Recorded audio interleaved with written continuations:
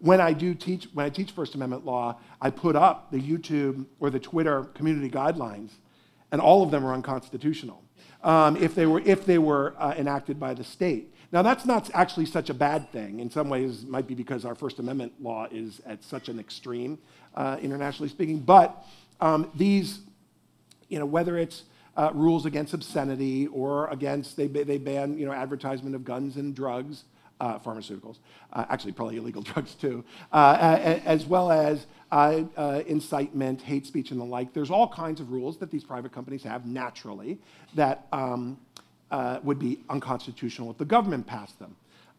The question is really, where do we go from here?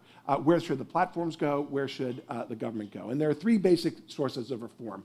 The first is the government, right? And we can see that the US government, with the exception maybe of the limited area of campaign finance disclosure, doesn't seem to be acting to regulate political communication online.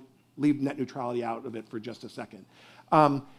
European governments, though, are rushing to fill the void that the US is leaving. And so Germany passed its fake news bill to make, basically fine the internet companies, the large internet companies, 50 million euros for every illegal speech act that occurs on their platform, right? We'll see how that plays out. Secondly, there's platform self-regulation, which is where I spend a lot of my time sort of thinking about this.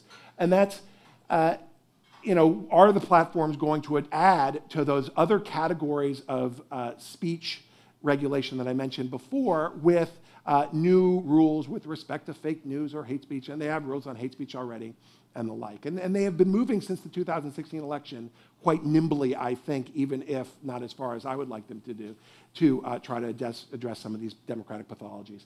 And the final area is self-help, right? Some of you are developers in the room, right?